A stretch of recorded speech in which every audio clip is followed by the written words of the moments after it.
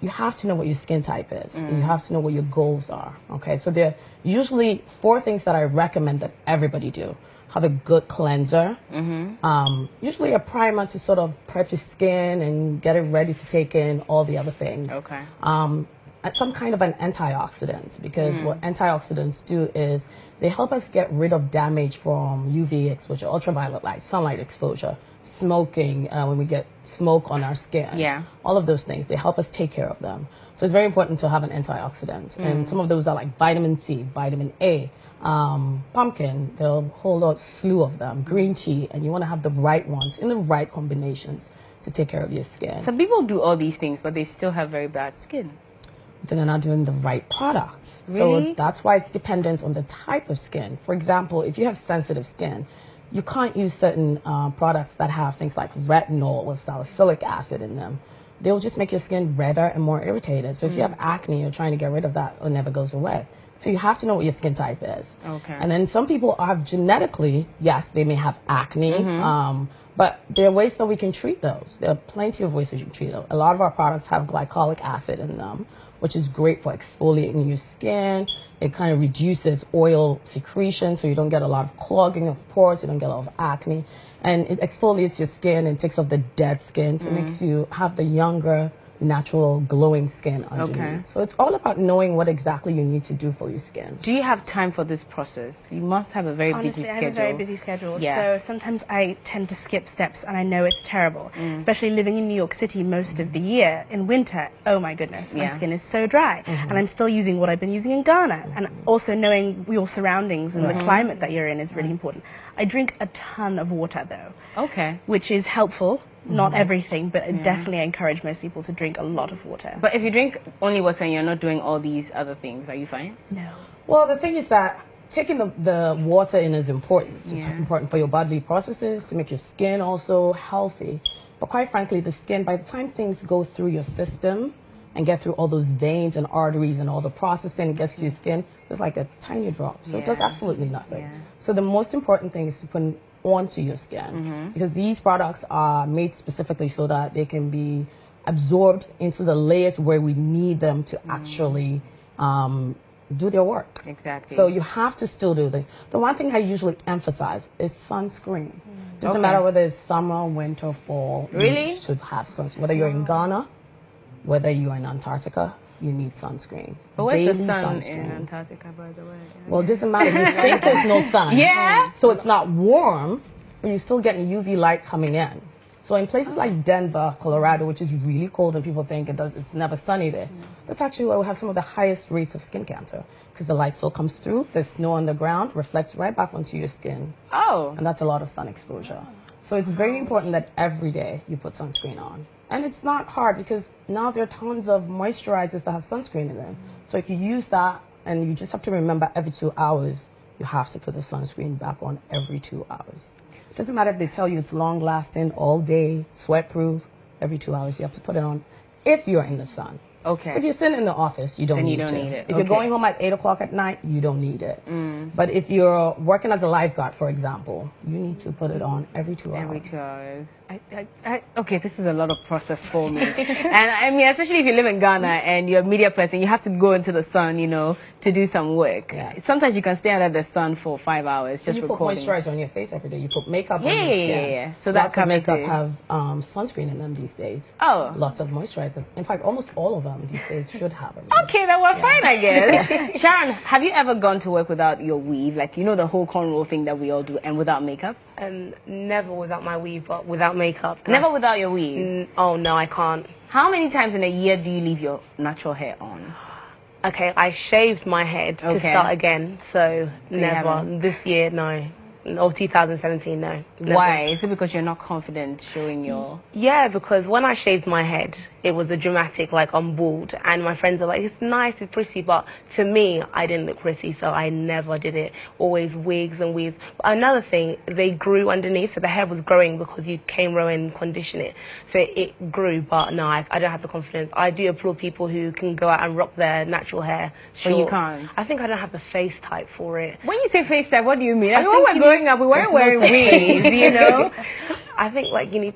I don't know. I've got a rounder face. I think with my short hair. No, I think I'll look like a boy. That's my personal opinion of myself. Yeah, I can't do it. No. Can you, even with makeup on, you still can't leave your hair on? I've got pictures on my phone. So if my phone was ever stolen, somebody would see it. But I wish we could hack into my phone and show it. Really? Yeah, but I'm never. My mum and my sisters and my housemates when I was at uni, that's all that's in my hair. Do you feel bad about it sometimes? Do you feel down? I do, because you see girls on the internet that they look amazing with that natural hair, and you think, why don't you think you look amazing with it? But again, it's just, I guess it's society, but I guess it's, you said confidence as well. I'm not confident enough to do it, so maybe one day I'll shave it again, and you know, what now? When?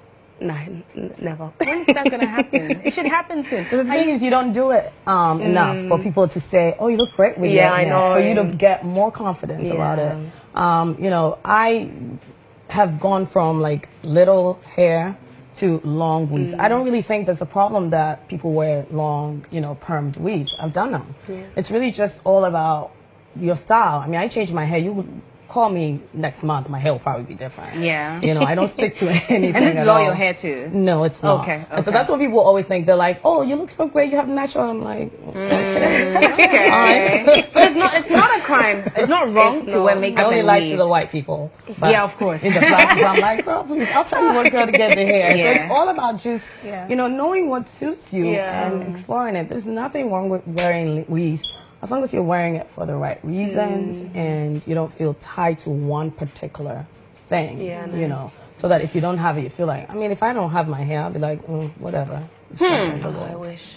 Interesting. Anyway, so quickly though, let's just go for Niche Corner. Take a look at what you can make out of Niche chocolate. And this show is proudly brought to you by Lectureland Ghana and of course Niche Chocolate Taste of Ghana. And the furniture is by Lifestyle Gallery. By the time we come back, I'm sure my weave will be off, or maybe I'll wait when you come or take it off, because she's going to treat my skin and show us how to take care of it, right? And we'll still talk to Dorina about all the stuff she's working on. What's one of the series you've worked on? Can you imagine? I have like a superstar in the studios. We'll be right back.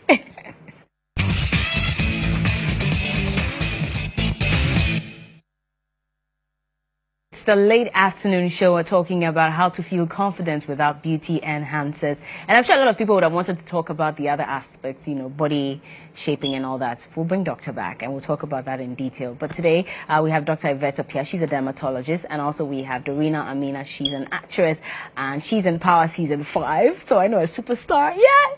And then I have Sharon Baden as well, also another superstar. She is a TV and radio personality based in the UK. And so we've been talking about skin and how to take care of it and feel confident. And so quickly before we come to Doctor, because she's going to use my face to, you know, display her product, SkynergyMD product. Amina, tell me a bit about your acting career. Right, so I just graduated from NYU in New York, and right after graduating I signed with a few agencies and all of a sudden got a role on Power. Just like that. I cannot talk about it too much, obviously. It's not released yet. I'm also working on a new Netflix show, shooting in March in Georgia, and a new independent film. So you will be seeing my face in 2018. Definitely, and remember to give us a shout in Power. Like, my girls in Ghana, hello. No, but this is big though. How does it feel? It's overwhelming, honestly. Like, I still can't believe it's happening to me yet.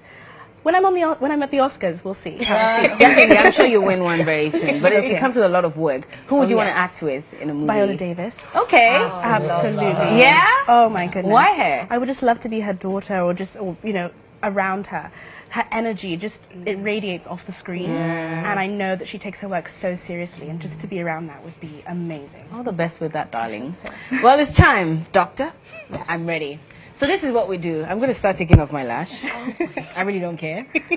And then, should I take off my weave as well? No, wait. When I finish cleaning. My eyes look very different without...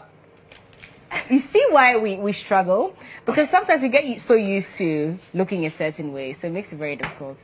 So let's see. Okay, so for people like you who are in the entertainment business, you wear a lot of makeup, what we usually recommend is that you get a cleansing oil so that removes the makeup. And we have one that's called the Passion Deep Cleansing Oil.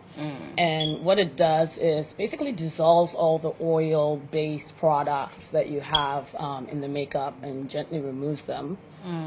Ours has moringa oil, it's got baobab oil, it's got some amaranth and marula oil. So loaded with antioxidants, protecting your skin at the same time as it's removing and dissolving all the debris off your skin. So once you've taken that off, then I usually recommend that you go with a cleanser that's good for your skin type.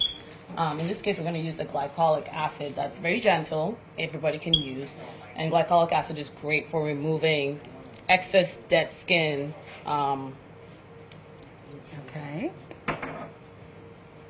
Very gentle, doesn't burn. And you don't want to be, when you're washing your face, you want to really do small circles. You don't want to be scrubbing your face with all kinds of things, because all that does is irritate your skin. So there's this sponge-like thing that people sell, and they say it's for washing your face. Is that wrong?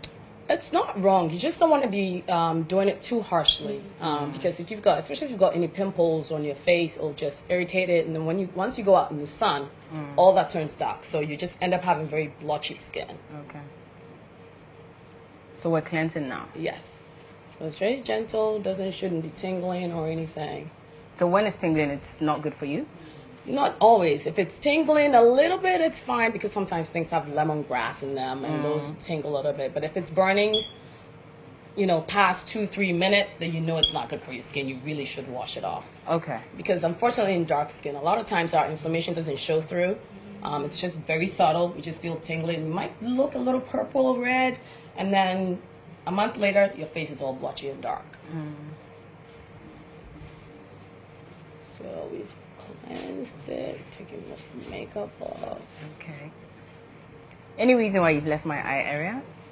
No. Or that's going to go off eventually? Yeah. Okay. You can usually just take this all the way around your eyes. Close your eyes for me. Depending on what's in there, of course, you don't want it to get into your eyes. So.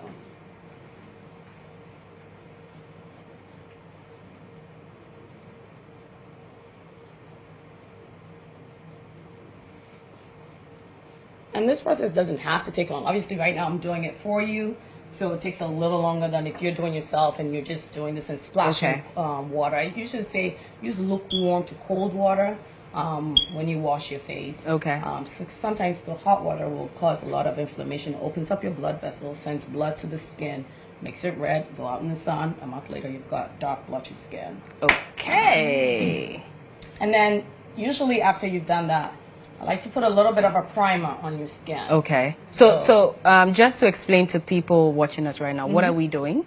So I'm going to apply a primer to her skin. A primer is basically just a kind of a prep, similar to a toner. People like to use toner, but I'm not a fan of toners because a lot of times they have alcohol in them. And the alcohol will also sting and irritate your skin. Okay. So what we have is a primer. It's just a combination of things that have antioxidants in them, vitamin C that protect your skin and nourish it at the same time, and get it ready to receive things like serums and moisturizers, allow them to be absorbed much better. So you just, with a little dab, and you just put it on your skin. You can also spray this on your skin. Yeah, our products tend to smell fabulous because I have a thing for scents. Okay. So what if you don't have a thing for scents? Well, some of them, we actually have products that come, we have a couple that are all natural, 100% natural. Some of them are 100% organic. And you can get those. We don't put scents in those for people who don't like scents. Okay. So it's just a very light base. It shouldn't feel greasy at all. It should feel almost like water on your skin, and it just gets very easily absorbed. Okay. So basically, for those of you who are watching, we're just teaching you how you can take care of your skin and feel more confident, so you don't necessarily have to always step out with makeup. Or even if you do step out with makeup, you won't be too shy about it. That's basically what Dr. Yvette Appiah is teaching us. And so after we've done the primer, the next time is any serums that you're using. So, for example, if you have acne, you would maybe using a glycolic acid serum. If you're interested in sun protection, you may be using a vitamin C serum. If you're interested in anti-aging, you may be using a snail serum. They're all different types. Snail? Yes. So we have a product with snail in it.